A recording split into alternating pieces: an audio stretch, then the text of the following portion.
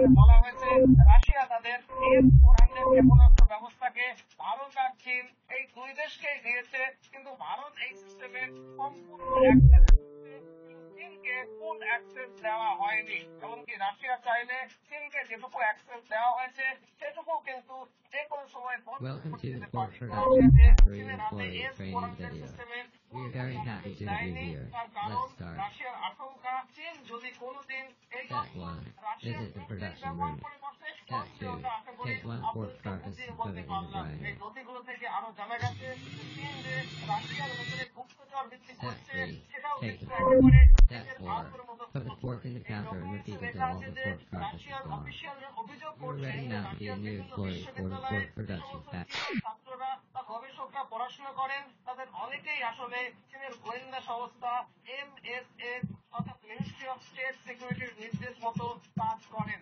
ওরা বিভিন্ন গোপন তথ্য জোগাড় করেন এবং চীনে প্রেরণ করেন। শুধু তাই নয়, রাশিয়ার মিলিটারি এবং ইন্ডাস্ট্রিয়াল ইনোভেশন বা গবেষণার তথ্য নাকি তারা গুপ্তচর ভিত্তি করে চুরি করছে।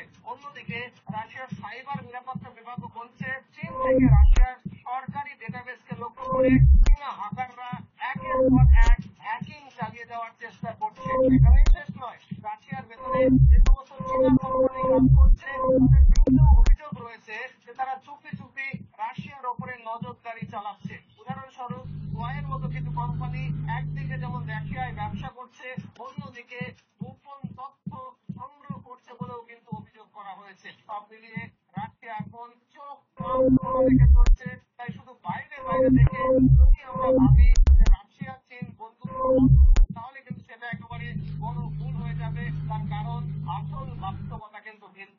অতএব রাশিয়া চীন একসঙ্গে আছে এটা ঠিকই, কারণ তারা চাইছে আমেরিকা আর পশ্চিমাদের আধিপত্যকে চ্যালেঞ্জ করতে। কারণ আমেরিকা দুজনের ওপরেই কিন্তু সমান পরিমাণের চাপ তৈরি করছে, অর্থাৎ শত্রু আমেরিকাকে মোকাবেলা করতে হবে এই ইচ্ছা থেকে তারা একে অপরের কাছাকাছি এসেছে। কিন্তু এটাও ঠিক, তারা একে অপরকে সম্পূর্ণভাবে বিশ্বাস করে না, বরং আভ্যন্তরীণ গোয়েন্দা রিপোর্ট বলছে রাশিয়ার FSB চীনকে শত্রু হিসেবে কনসিডার করে। অবশ্য রাশিয়ার সিকিউরিটি বা মিলিটারি নীতিতেও বলা রয়েছে বন্ধুর ওপর শত্রুর চেয়েও বেশি চোখ রাখো। অবশ্য এই মনোভাব রাশিয়ার কাছে নতুন কিছু নয়।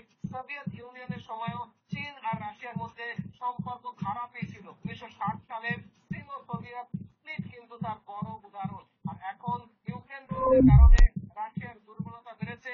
অনেক ক্ষেত্রে চীনের উপরে নির্ভর করতে হচ্ছে, এমনকি অস্ত্র সরবরাহ সব ক্ষেত্রেই চীন রাশিয়ার কাছে গুরুত্বপূর্ণ হয়ে উঠেছে। তাই বাধ্য হয়ে রাশিয়া চীনের উপরে নির্ভর করছে এবং চীন নানাভাবে রাশিয়াকে সাহায্যও করছে।